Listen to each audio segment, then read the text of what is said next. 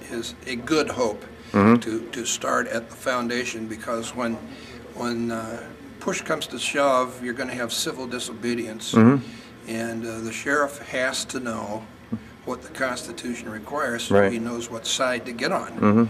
And we should leave this Congress and go back and like this latest proposal suggested, go back and get with our sheriff, educate our sheriff, and say, here's what's happening, and we hope that you'll be on the right side. What do you think of Sheriff Mack? Oh yeah, I know him, and do you? Yeah. Okay. He's come to Montana several times. Awesome. And so now, are you look familiar? Are you like an elected rep, or well, I've run for office a number of times. Oh, you have? Okay. I've been on YouTube. All right. You have? Okay, that's where you look familiar. All right. I made a speech at I do remember that. Yep. Okay. On the American Union. And North American Union. Yeah, North American Union, and it just happened that at that debate, C-SPAN was filming, so my. How did you do in that election, anyway? Oh, I did the same as I do in all elections. As a libertarian, you get your libertarian. No media. Libertarian 2.5%. Yeah, well, they don't want the media, you know. I'm of the opinion that actually we probably kind of should have won with the Ron Paul race, but that didn't work out because the media kind of gave us the shaft in December. But well, that's an example of why we can't solve our problems through politics. Right. It's all about the media, I feel. You know. Well, the shadow government is being run by the Democrats and the Republicans. And, well, it's kind of like the WWF, really, isn't it? You know, they kind of get together and they act like they're enemies and they say all these nasty things about each other on camera, and then they go and have drinks together. And well, they still might be enemies, but the power structure from the very top filters down through the states, and there's a power structure in every state with powerful Democrats, powerful Republicans, and if you are a conservative and you still wear the label Republican, you're going to get pushed aside, just like Ron Paul is pushed aside in Congress. So, what do you think about the Fed bill? Ron Paul was saying that they kind of pretty much gutted the HR 1207, or? Yeah, I don't remember the number. Edit the Fed. Well, audit. Yep. Or audit the Fed.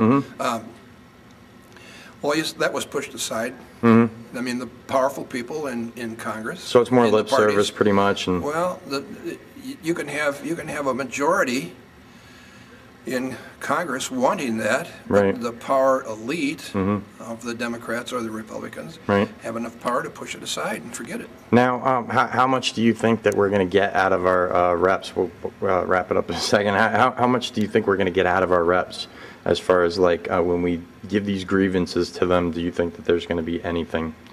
You mean as a result? As a result of it, of this convention? Congress? Yeah. We're going to issue a paper and it's going to be ignored. Now, we know that going in. There are a few delegates here who still don't understand that. But whatever we do here is going to be ignored by Congress. And even the state legislatures will ignore it.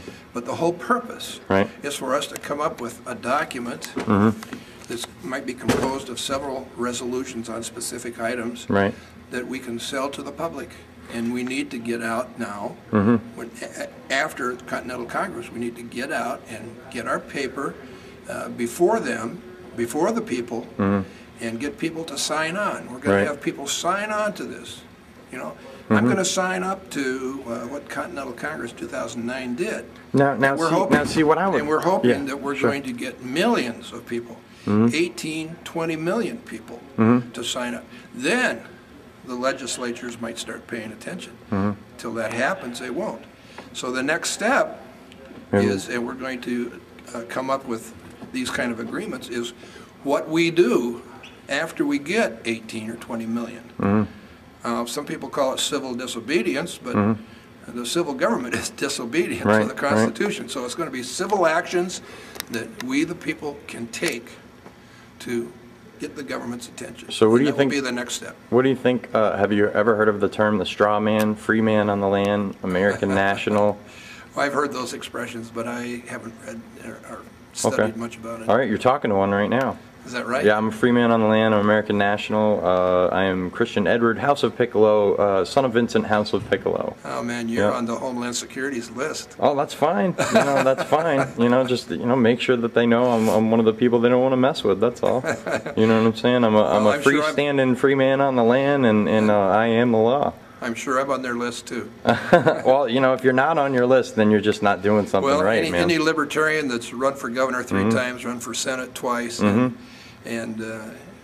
made a speech about the North American Union, which got on C-SPAN, I'm sure that I'm on the list. What have you heard about the December 31st border thing that's going on? What have you heard about that? I'm not familiar with that. I only heard it here. I got here last night. I had 3 people come up to me and ask me about, have you heard about this thing where you're going to shut down the borders on December 31st?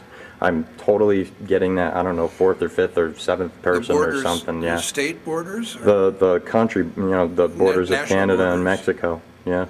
I don't think that'll happen. Yeah, I don't understand how they could. I thought the idea was to open them all up, right? Geez, they tried to build a fence down between in U.S. and Mexico. I well, mean, we gave them the money for the fence anyway. Yeah, well, they passed the bill. It's not been appropriated. They built a small amount of it. That's good. It's not like there's any money anyway, right? Yeah. Well, I mean, there's a process. Congress can pass a bill, but until the money is appropriated, which is a step, and the bill has no teeth. So. Right. Have you ever looked up House Joint Resolution 192?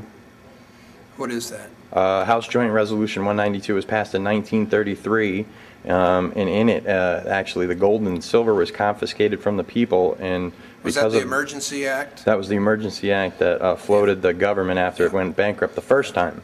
Yeah. It's been, to my knowledge, bankrupt about 6 or 7 times since. Where in the Constitution is there authority for an Emergency Act where it grants government more powers under an emergency or a war or an environmental crisis, or where does the exceptional power come from? Well, it's not there. Yeah, the Emergency Act is one of those acts that we should say in this Continental Congress is null and void, without authority. Right. All right, man. Well, let me leave it there so that you probably want to get some. But thank you very much, Sam. Yeah. All right. That was awesome.